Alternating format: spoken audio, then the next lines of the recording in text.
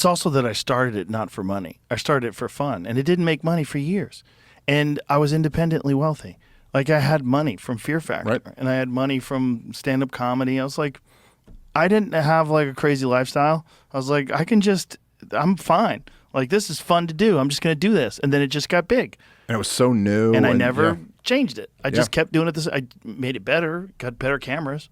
Yeah, you know? that was it. No, it's Got a funny. studio. Sometimes you'll look back at those old episodes and you're like, holy shit, that's grainy. I don't remember it being that grainy, but it was compared cameras to this. were terrible back then. And we just used regular webcams that you go to Fry's Electronics and buy.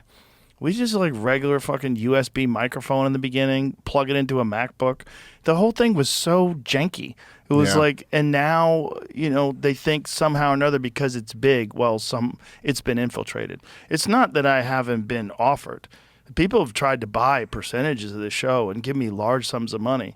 And I'm like, Yeah. I'm glad you didn't make that decision. Once you have fuck you money, you better say fuck you.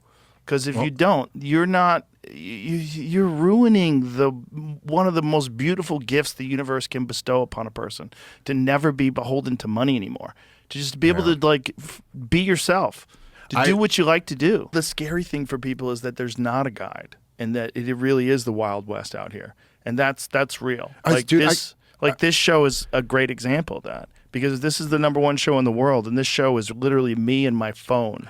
It's very interesting for me from my perspective, and I'm sure much more for you. But like from my perspective, it's just that like somebody who's like a regular and a good friend of yours and has been on the show many times. I mean, I get, you know, constantly people will always come up to me and ask, "Oh, what's Joe Rogan really like?" Which is always an interesting question to me, because it's like, and I always say my answer is always, I go, but you already know.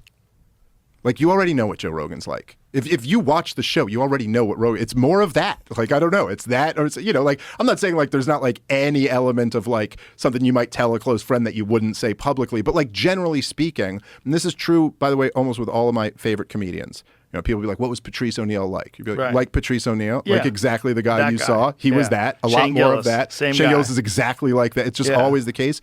But it was really interesting. At least I don't know. It was just so entertaining for me after this last election, when it was almost like they finally had to admit the power that you have. You know, because like for all those years, and we would always make fun of it over the years, but like Brian Stelter would be on CNN and he'd be like, "The fringe Joe Rogan is over here. He's very controversial." And you'd be like, "Controversial?" It's like, he's got 15 million people listening to his show and you're struggling to break 200,000. How do you get to say he's fringe, you know? Like, but it's almost like they had to admit after this last election, they're like, "Oh," and then the way they start going, "Oh, we need our own Joe Rogan, or we need our own this." And it's just, I don't know, it's very interesting where it's like, man, talk about like, you guys just don't get it. Well, my favorite one was there was a guy on CNN saying that there's a well-funded network of right-wing influencers that are organized.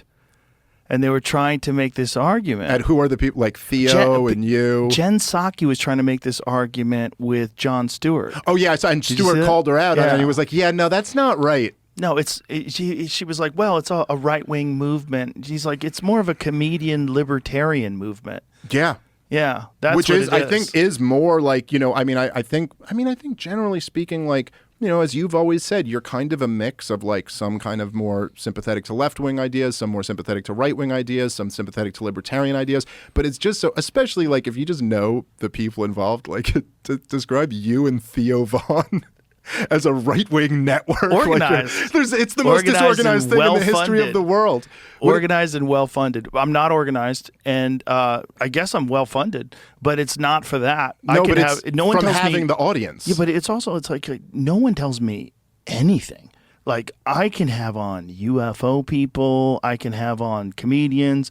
No, there's no feedback. I have no feedback. There's no exchange between me and Spotify in terms of who you got this week. What's the month look like?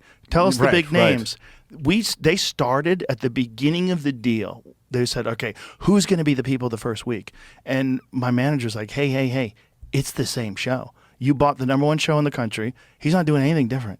And they're like, "Well, we would like to get some big names out of the gate." Like, yeah. Like, that's just not, that's not what we do here. No, you know? I'm not going to change. It's the same show.